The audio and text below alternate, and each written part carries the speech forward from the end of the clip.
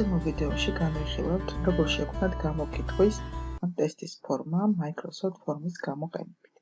იმისათვის, რომ დავიწყოთ მუშაობა, ჩვენ უნდა შევიდეთ შესაბამის გვერდზე. გვერდზე შესასვლელად შეგვიძლია გამოვიყენოთ ორი გზა. ერთ-ერთი არის შევიდეთ ჩვენს ელექტრონულ პოსტაში და გადავიდეთ 9 წერტილის გამოყენებით, ავირჩიოთ Forms, ან მეორე გზა არის პირდაპირ მისამართი ზოლში ავკრიფოთ forms.office.com. შეგვიძლია შევქმნათ ორი ტიპის ფორმა. ერთი არის გამოკითხვის ფორმა, როდესაც ჩვენ გვჭირდება გარკვეული ინფორმაციის შეგროვება და კვიზის ფორმა. რადგანაც გამოკითხვის ფორმის ღილაკები იდენტურია კვიზის ღილაკების, ამიტომ ამ ეტაპზე ავირჩევ კვიზის ფორმას. ავიღებ new quiz და ვიწყებ შიგნით მუშაობას. სამუშაოდ პირველ რიგში უნდა დავარქვათ ჩვენს ფორმას, მივანიჭოთ სახელწოდება. მაგალითად, მე დავარქვი Teams გამოკითხვა. სათაურის მინიჭების შემდეგ თქვენ ასევე შეგიძლიათ ატვირთოთ თემატური სურათი, რომელიც შეგიძლიათ მოიძიოთ ინტერნეტში, ატვირთოთ OneDrive-დან ან თქვენი კომპიუტერიდან. ასევე შეგიძლიათ თქვენს ფორმას დაუწეროთ განმარტება, თუ რა მიზანს ემსახურება ეს თქვენი ტესტი თუ გამოკითხვა. კითხვის დასამატებლად ვაწყაპუნებთ ღილაკს Add New, სადაც შეგვიძლია ავირჩიოთ შემდეგი ტიპის კითხვები. Choose, ანუ არჩევითი პასუხები. არჩევითი პასუხების არჩევისას ჩვენ გვაქვს ორი შესაძლებლობა. თუ ჩვენ გვაქვს ეგრეთ წოდებული ეს ბათანები, ღილაკები, მგვალი ფორმის, ნიშნავს, რომ სავარაუდო პასუხებიდან მოსწავლეს ამ ადამიანს, ვინც მონაწილეობს გამოკითხვაში, უფლება აქვს აირჩიოს მხოლოდ ერთი სწორი პასუხი. ხოლო თუ ჩვენ multiple answers ჩავთავთ, ანუ გავამწვანებთ ღილაკს, ჩვენი ბათანები შეიცვალა, როგორც ხედავთ და გახდა ოთხკუთხედი. ეს იმას ნიშნავს, რომ ჩვენს მოპასუხეს შეუძლია აირჩიოს არა მხოლოდ ერთი, არამედ რამოდენიმე სწორი პასუხი.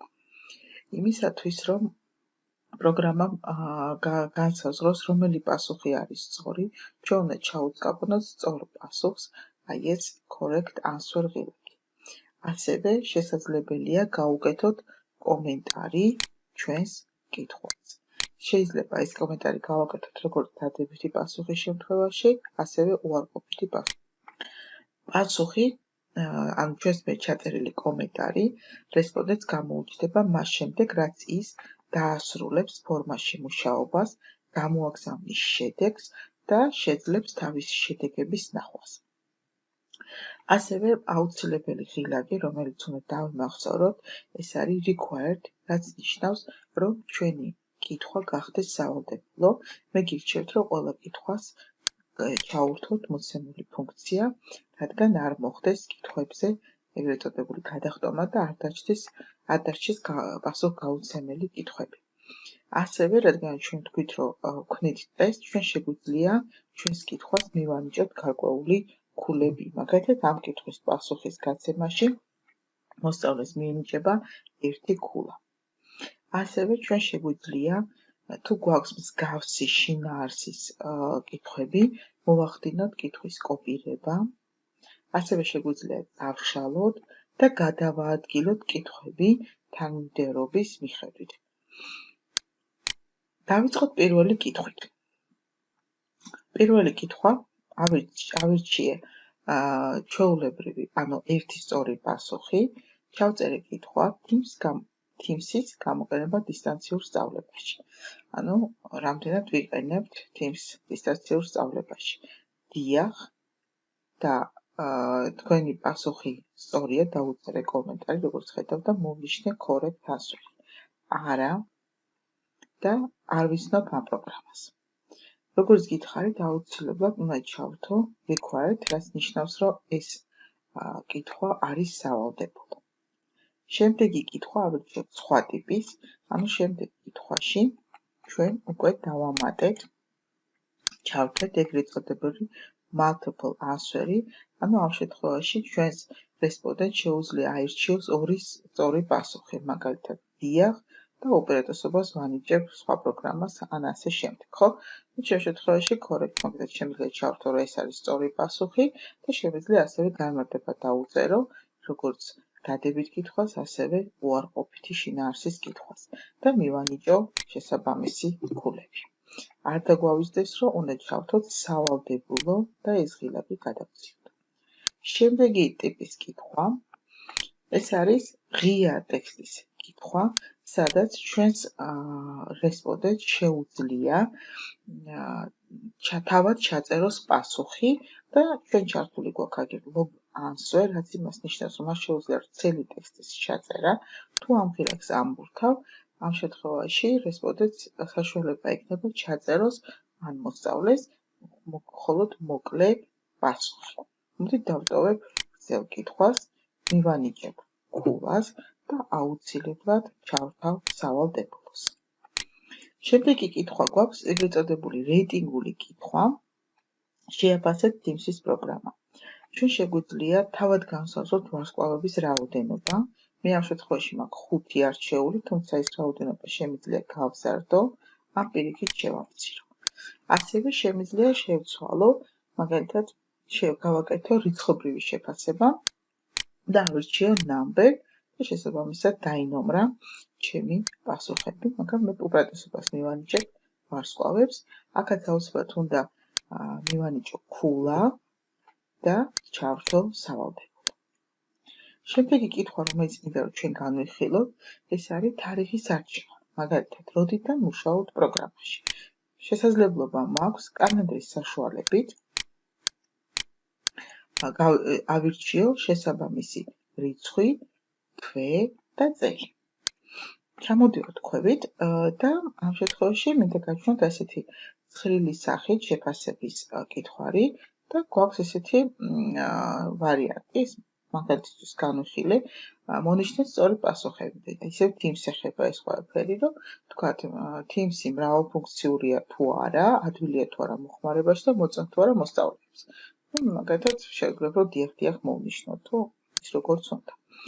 შემდეგ არის, შეგვიძლია მივცეთ შეფასება, ურჩევთ თუ არა მეყოლეს, ანუ არ ურჩევთ ქულობრივი შეფასება და ურჩევთ. მე ამ ეტაპზე მაქვს 7 კითხვიანი კითხვარი, ტესტი, რომელიც დავასრულე, ოღონდ რამდენიმე ადგილას დაგვავიწყდა required ჩართვა და აუცილებლად გაითვალისწინეთ, რომ ის უნდა ჩართოთ და ასევე მიანიჭოთ ქულები, რომელ კითხვას რა ქულა ეკუთვნის, ხო? და იმისათვის, რომ დავინახოთ ამას როგორ ნახავს ჩვენი მოსწავლე ან რესპონდენტი, რას ვაკეთებთ? ვიყენებთ ღილაკს preview. დავაწვავებთ ღილაკს preview და ჩვენ გვაჩვენებს ჩვენი ფორმა როგორ გამოიყურება, ხო? ეს არის კომპიუტერის ვარიანტი და თუ ავიღებთ mobiles, გვაჩვენებს როგორ გამოიყურება ჩვენი კითხვარი მობილურ მოწყობილობაში. უკან ბრუნდებით, ჩვენი კითხვა მზად არის და შეგვიძლია კითხვა გავაზიაროთ. გაზიარებლად ვიყენებთ ღილაკს share. Share-ის გამოყენებით ყურადღება გაამახვილეთ, ვისთვის აზიარებთ კითხვას. ანუ თუ დავტოვებ აქ წარწერას only people in my organization can respond, ეს ნიშნავს, რომ ამ კითხვაზე პასუხის გაცემა შეუძლიათ მხოლოდ Microsoft-ის user-ის მქონე ადამიანებს. მაგრამ თუ მე მინდა ჩემი კითხვარი გავშალო უფრო ფართო მასებში, თუნდაც გავაზიარო Facebook-ში, შემიძლია შევცვალო სტატუსი და ავირჩიო ყველას, ვისაც აქვს აღნიშნული ბმული. და მხოლოდ ამის შემდეგ დავაკოპირო ჩემი კითხვარის ბმული, დავაკოპირებ, ჩავსვალ. მაგალითად, იკოგიტო ფანჯარაში შევამოწმებ, როგორ იხსნება, მუშაობს თუ არა ბმული და თუ აქ ჩემი კითხვარი გაიხსნა, ეს იმას ნიშნავს, რომ მე სწორედ მაქვს აღებული ბმული. მოდით აქვე უცებ გავცემ პასუხებს, რომ თან ნახოთ, როგორ ხდება პასუხების ნახვა ავტორის მიერ, ხო? რაიმე თარიღს ავირჩევ და შევაფასებ, დიახ, თქვათ, დიახ და მე რეიტინგს მივაწვდით 8-ს და ვეუბნები submit. ნახეთ, მეუბნება, რომ დიდი მადლობა, თქვენი გამოკითხვა, თქვენი პასუხები დაფიქსირდა და მე უკვე შემიძლია თავისუფალი ვიყო პასუხებისგან. დავხურავ ამ ფანჯარას და შემდეგ რისი გაკეთება შემიძლია კიდე მე.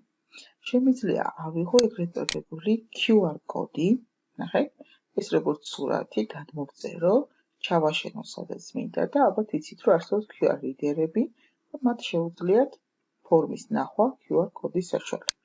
მოვახდინო ჩაშენება ვებგვერდზე, ბლოგზე, ან კიდევ სადმე და გავაგზავნო პოსტით.